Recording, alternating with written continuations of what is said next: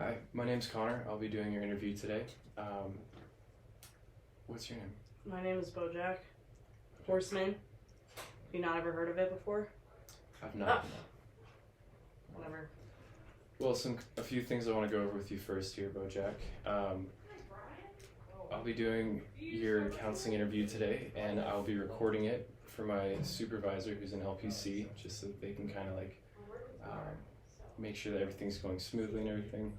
Are you okay with being recorded? Yeah, that's fine. I'm used to it. Okay. Now, everything you say in here will be confidential, just between you and me. But the only time that I'd really have to break that confidentiality is if you're a danger to yourself or others, or if I get subpoenaed by a court, or if there's any subject of serious abuse going on. So with all that out of the way, why don't you tell me what brings you in today? Well, my friend Diane thinks that I have an alcohol and a drug problem. Okay. Can you tell me a little bit more about that? Well, I've recently just been using opiates more, and I've had an alcohol problem ever since I was 14. Okay. Well, no, that's not true. If I backtrack it, I first tried alcohol when I was 5. It was on my 5th birthday, and my mom passed out on the couch, and my dad was also passed out on the couch, and so I drank a little bit there, and it was always a little bit of here and there. And then once I started the TV show Horsing Around, you've heard of Horsing Around? I'm not. This is ridiculous. Okay, but anyways, I started horsing around, and my hairdresser was sneaking me alcohol so I would loosen up for the TV show, and it ever since then went on a downward spiral. Did you feel like you needed alcohol for the TV show? No, but my hairdresser just said it made me better, and she told me that it was it did something good for me, and that it made me a better actor, and it made me a better this, better that, and it just always led me to believe that it made me better, but that was incorrect. Okay. So, with the opiates, how often are you doing that? Every day. Okay. Recently, every day. Is there a certain time of day that you're finding it more common that you're taking opiates? When it was really bad, it was every time of the day. But now recently it's more at night. Okay. Is there any reason you think that is the case? Because I went to rehab and I feel bad taking them during the day.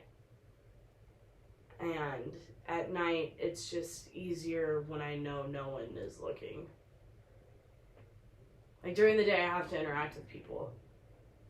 And at night I don't have to. Okay. For sure.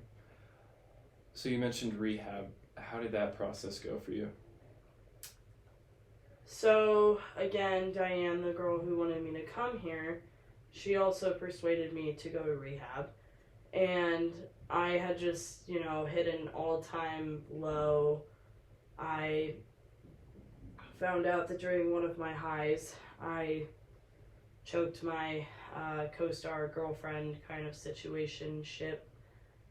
And I obviously don't remember doing it, but that's when things kind of turned, and I decided I needed to go to rehab. And that's when I was finally ready to go. But, I went, and it was really rough the first few times that I went. Or not first few times that I went, I was there the whole time. But the first few times that I was, meeting up with people and, trying to share stories, I was going through the sweats, I was going through just, awful periods of vomiting, just awful feelings, and it's I saw a picture of one of my old co-stars who died of an overdose on heroin, and yeah, it completely changed my perception on rehab. But there was a therapist that I talked to there, and he just changed my perception again on rehab, and I think it's a scam now. So. Okay. Can you tell me a little bit more about that therapist and how he helped change your mind on rehab? I forget his name. It was Dr. something, but he wasn't actually a doctor. So it goes back a long way. So when I was going on this TV show called Horsing Around, do you know what Horsing Around is? I don't. Oh my god. Anyways, so I was on Horsing Around, and I had a co-star named Sarah Lynn that I talked about, the girl who OD'd on heroin. So, God, just there's so much. So she overdosed on heroin, and there was this whole kind of like hearsay, or hearsay of who gave her the drugs, gave her the heroin because she was clean for so long. But we decided to go on a bender together, and we were in what is the place that's like got all the stars and stuff in the ceiling? Observatory? An observatory. So we went to an observatory, and she ended up overdosing, and I tried to make it look like I had just found her, which was awful of me to do. But so I ended up telling this therapist everything that had happened, and I had a water bottle of vodka in my room, and he ended up drinking it. So he was also an addict himself and fell back into this addiction pattern of drinking. So, after they're trying to find out who helped Sarah Lynn overdose, he ended up spilling all of my secrets to news reporters because he wasn't an actual licensed therapist. So I have a really hard time trusting therapists and counselors. And Okay. does that all make sense? Did that make sense to you? Yeah, that's pretty Okay. coherent. It definitely sounds like there's a lot there in just even that one small area in I your don't know life. how to make it shorter, honestly.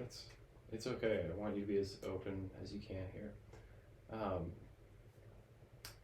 Have you done any therapy outside of that? No. Rehab? No, nope.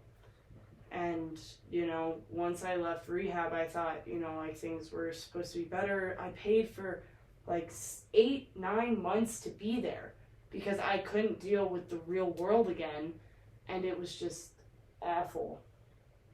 I couldn't do it anymore. So, I went back out into the real world, and everything about Sarah Lynn had came out, and, I went to jail, and I started working on this new TV show, and it's awful, and I've just fallen back into this alcoholic pattern as well as using opiates at night.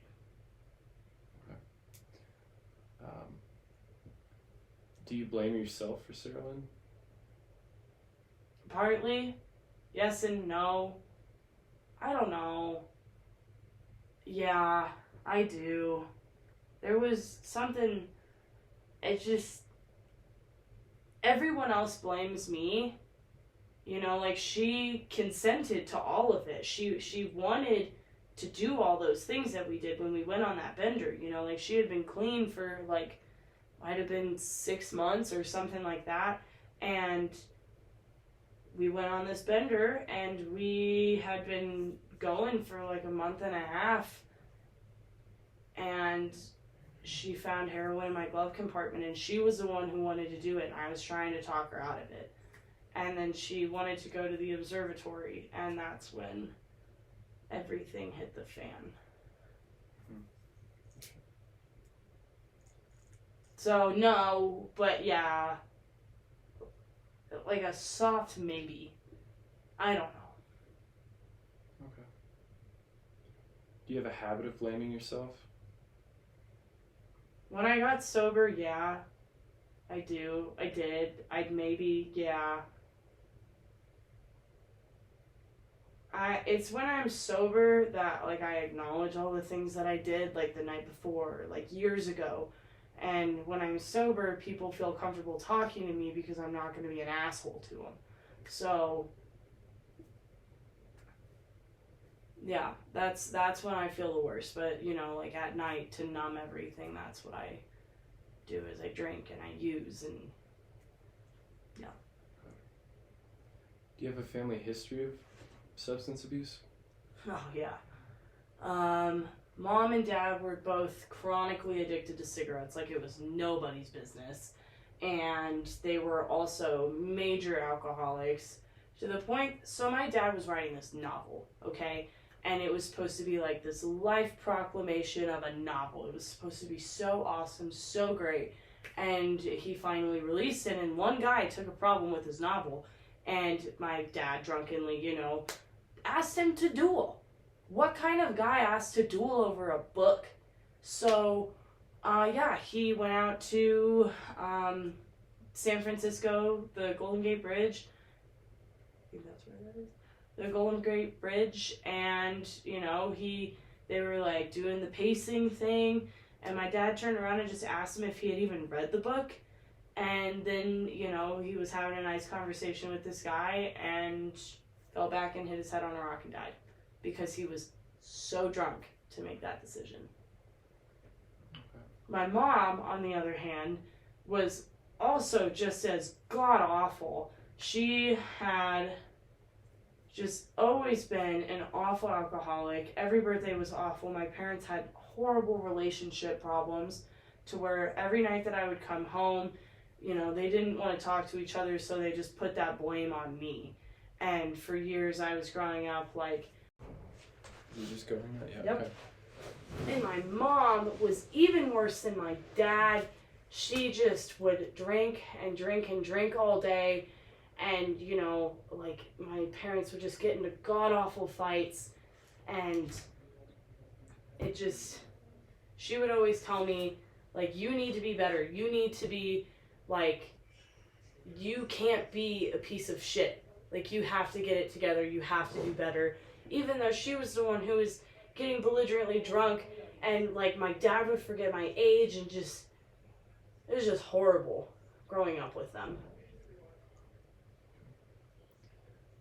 Do you feel like there was always pretty low expectations on you? There was always super high expectations that I could never meet, because they're, I tell them something good that was going on, like, oh yeah, I'm gonna join the football team, and they say, you can't do that, you're a stick, you're a twig, you're too skinny, you can't play football, or like, you can't catch a ball, or you can't do anything. And it's like, anything that I tried to get involved with, they would just absolutely shit on it.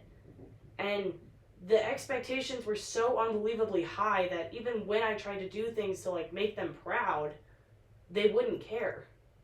They would just try and find the next best thing that I could be doing, but they weren't offering those solutions for me to really understand.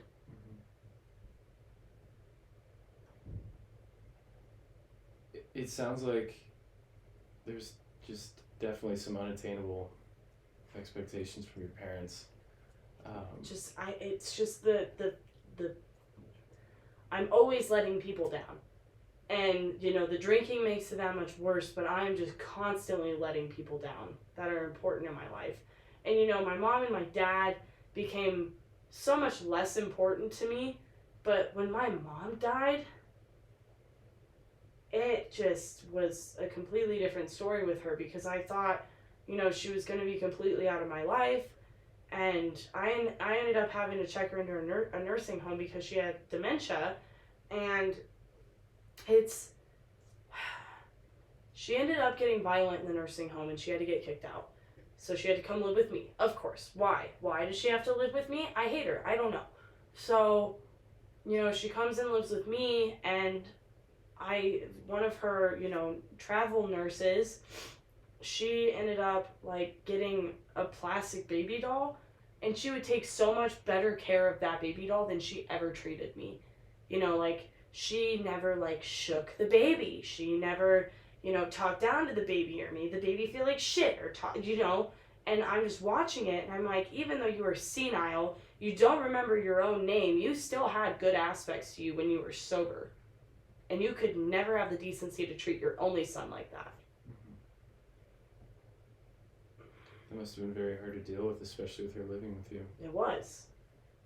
And then, she passed away, and, like, that was cool.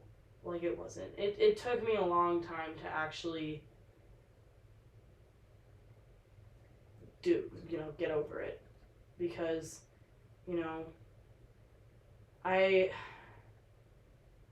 So she didn't just go to the hospital. So my sister, she's like my half biological sister. My dad ended up getting our housekeeper pregnant, and she got put up for adoption and all this other stuff.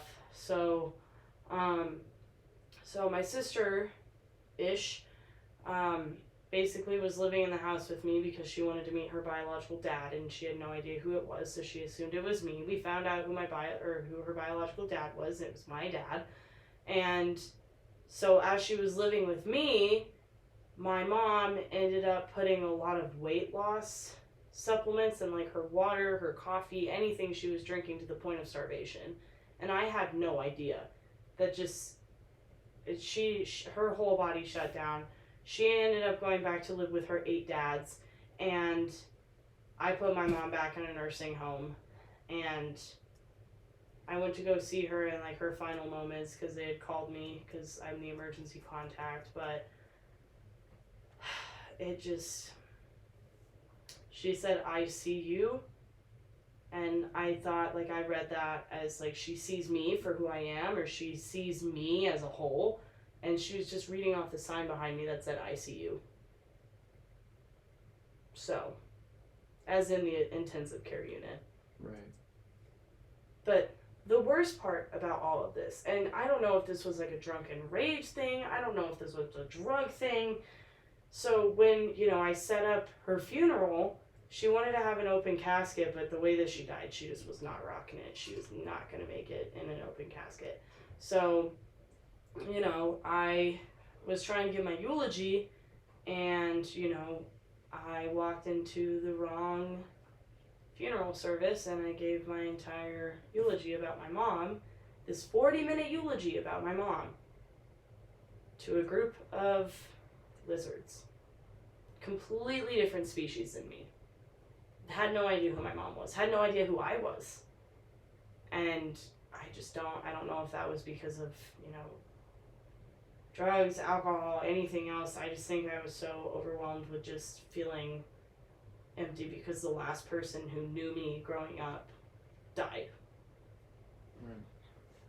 I mean, it would, of course, make sense that you'd be so overcome with grief that you wouldn't be able to, like, really, or that it would be hard to focus on anything else going on. How did you feel giving the eulogy, though? Oh, it felt good. It felt really good. I mean, it was sad, but, there were parts where I got to do, like, my little stand-up act that I used to have, and it felt so good to sit up there and trash talk my mom at certain points. Felt so nice. Do you feel like that was a good point of closure for you? It was, until the very end when I realized I was in the wrong service. And, I got everything out that I wanted to say, but every time, that I tried to, like, fake knock on the casket or, like, make a joke, like, I was doing it to a completely random dead person. And that was another one of those things, like, oh, Bojack fucked up, like, I can't even give a eulogy for my mom. I couldn't even get that right. It sounds like you had a difficult relationship with your mom, though, so I think in that situation, if nothing else, you at least were able to walk away with, like, some closure and some, like, maybe feeling better for addressing some of that stuff, even if it was to the wrong family. Yeah, it's just right before she died, when I went to go visit her in the nursing home the first time, when I first put her in there, she, I had a lot of things that I wanted to say to her, and she didn't remember who I was. So Hollyhock, the sister-ish, she, told me that one day she would regain consciousness and remember who I was, and then I could go tell her to go fuck herself. But after that point, she never came to and never recognized who I was. So that was a part of the missing closure that I wish that I had. And the eulogy thing, just everything, like, I don't feel like I got closure with my mom. I don't feel like I got closure with my dad. I don't feel like I got closure with Sarah Lynn. I don't feel like I got closure with really anyone that has passed away in my life. Besides, I'm going on a tangent. It's okay. Okay. If you feel like you need to just follow that stream of consciousness, then you can do that. Well, one person that I got closure with, but it wasn't the good kind of closure, you know, where you feel good away, like walking away from it. But so he, man, I don't know if I already said this or not, but he was the executive producer of Horse and Around, the old show that I was on, and he got cancer, and he started dying, and you know, I betrayed him when I was on the show, and I just felt so awful. So I went to go apologize to him, but he said, "I don't forgive you," and then kicked me out of his house. So, you know, not having that closure with really anybody has just been probably another reason why I've fallen back into this awful pattern. It sounds like there's just been a lot of pain that you've walked through in your life, and a lot of like just closed doors that you never really got to address. Yeah. What about your support system? Do you have anyone that you can go to, or anyone that you've been able to lean on? As of recently, no. No. I have lost anyone and everyone that I had close to me. Why do you think that is? The drugs, the alcohol, the horrible things that I've said, the horrible things that I've done. I mean, the only person that I could really rely on for anything, his name is Mr. Peanut Butter, and it's all toxic positivity. I can't stand it. He's just so, like, just... It's too positive. He's too positive. It's horrible. It's awful. I can't stand it. Like, yeah, dude, your wife left you. Sucks. Yeah, dude, your wife got an abortion. Sucks. Tough. Sorry. But he makes the best out of literally any horrible situation. Like, for example, he was dating my old friend Diane. Or, like, they got married. And they were married for a short amount of time. But it just... Diane kind of just said, "I don't want to be married to you anymore," and they got divorced, and then he just randomly started dating like a pug. Like 2 weeks later, after he had just gotten out of this like 5-year-long marriage. I can hardly ever hold a girlfriend. And it's just like I kind of came to that conclusion that I don't really feel like I deserve to have that love or that care or affection from anyone. Do you truly believe that? Yeah. People have shown that to me. What about, you mentioned your friend Diane a few times. How has that gone? She's cut me off completely. Because of the drugs and alcohol and everything, like you were saying? Yeah. I had overdosed one night, and I told her over the phone that I was going to go swimming. And when I told her that I was going to go swimming, that meant that I drowned. And I was lucky enough that someone... You know, like I broke into my old house, okay, and I did all their drugs, and I drank all their beer and all their, you know, hard alcohol. I went for a swim, and they came back and saw me floating in their pool. So, it's just after anything, or after that point, before that point, I wish I could go back to it, because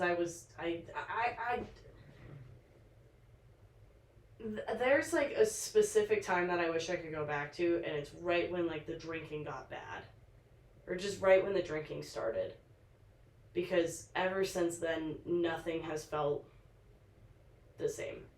Mm-hmm. And so when was that, when the drinking was probably right when I started horsing around. Okay. What about the opiates? When did that start getting bad? So I was doing my own stunt for this TV show called Filbert, and my manager said that she booked a stunt double, but she didn't, and I ended up having to do my own stunt. So I fell off of a huge apartment complex. I fell into the car, and I broke like 3 of the vertebrae in my back, and yeah, that's when I started using, like, really heavily. It started out lighter, but that was for the pain. And then it became much more gradual when it was just for the pain of everyday life. And you said you would normally take them at night? Yeah. Usually? Okay.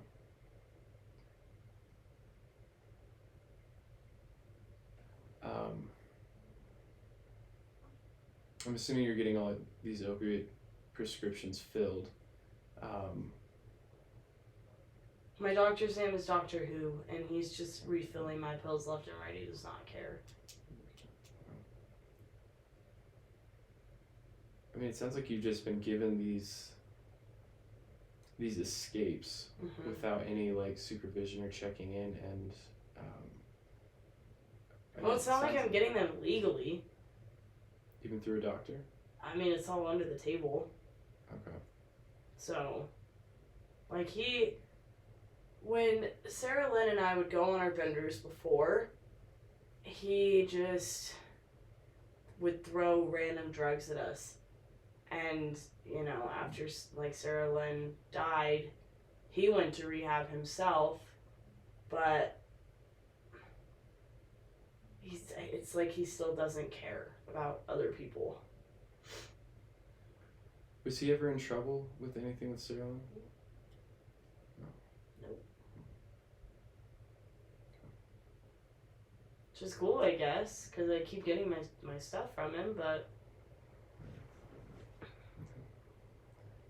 So going back to your friend Diane, do you feel like you're capable of mending that relationship back? No. She said that she's moving to Texas and does not ever want to hear from me again. That was our final goodbye. It was actually at my friend Princess Carolyn's wedding. Yeah. So, what do you do now with your days? Like, do you still have the show, or...? No, the show got canceled because I had strangled my co-star while I was high.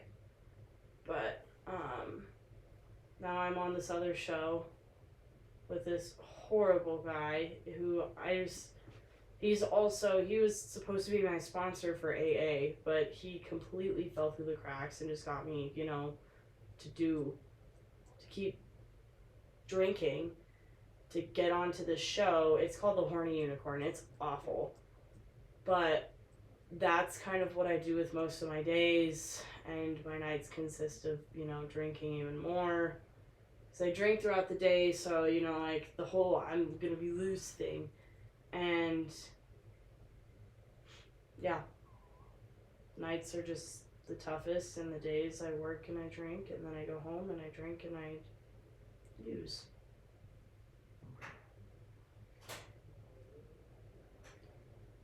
Well, I definitely think you're taking some good steps I'm to trying. get to this place that you want to be. Do you feel like you're capable of quitting or taking down the amount that you're using? I just don't really, like, see a point in it. That's kind of more or less what I'm trying to find right now, is, like, that point to stop, the reason to stop. Like, I don't have any friends. I don't have any family left. Hollyhock, the sister, she's completely locked me out of her life. You know, like, I ended up being a professor at the university that she was going to, and, you know, like, for the first while it was fine, but then something came out about me, and she just didn't feel comfortable around me anymore, and she just kind of cut me off. And I wasn't expecting that from her, but that's like my last living family left. So. What was it that came out about you?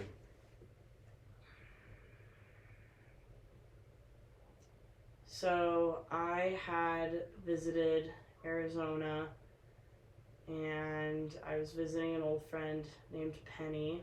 Or no. Ooh, that's really rough. I was visiting an old friend named Charlotte, and Charlotte had a daughter named Penny.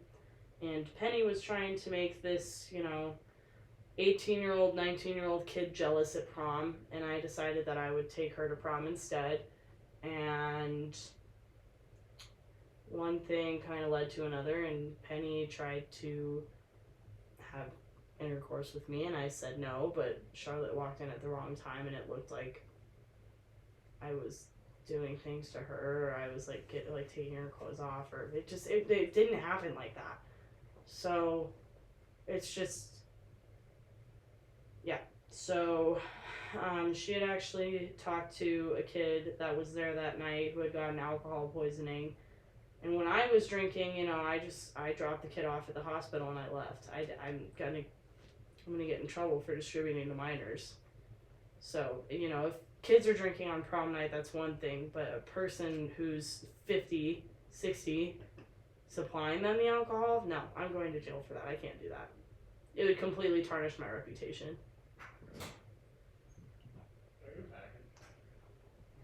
It was New Mexico, it wasn't Arizona. Okay.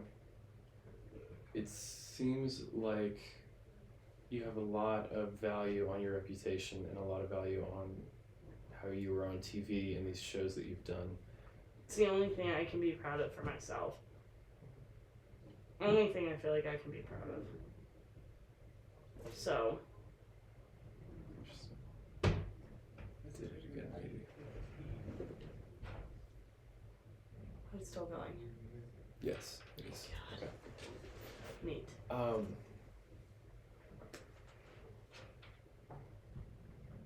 Do you have anything else that you would even be interested in doing to take up time, like maybe a hobby of some sort?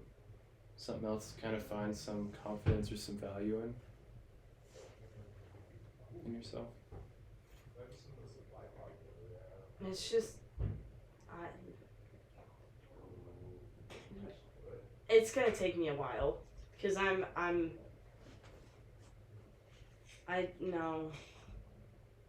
think I just want to keep doing acting and try and make up enough money and try and, you know, make those people proud. And I want to show them that I'm doing better, and that's like the only thing that I can think of. Who? Like Diane and Princess Carolyn and her husband and all these people that I've wronged. Even Todd. I want to make Todd feel proud of me. Even though I don't care what he thinks, but like I do.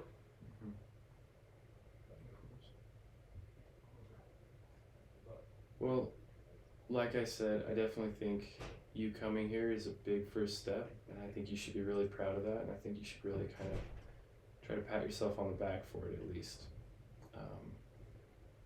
It's tough. It is tough. Like I've done it before, so it should have been easy, but it wasn't. It's hard admitting that you need help. It is.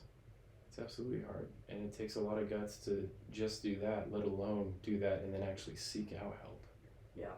I think you've been taking a lot of good steps, and I think you're capable of getting through this, but it's probably not going to be an easy process, and it's probably going to take some effort and some dedication out of you. Yeah. I think from here we can look at getting you set up with maybe an actual licensed therapist who might be able to just better address you and your case better. Does that sound like something you'd be up for? Yeah, I mean, as long as I can talk to someone about addictions and kind of, you know, learning how to say no even when I'm in my own home. Like, I live right next to a liquor store. Like, that doesn't make it any easier. I can just walk there. Of course. So, just kind of learning how to prioritize myself, my money, my time, my work, my friends, lack of family. Yeah. Well, I definitely think you can get to where you're wanting to get to. I think that's very possible for you, and I think, regularly meeting with a therapist would be very helpful. I think it would be too. Yeah, so we can definitely get that set up and get you all taken care of. Cool. Well, thank you for your time today. Of course. Thanks for coming in, Bojack. There we go. Nope.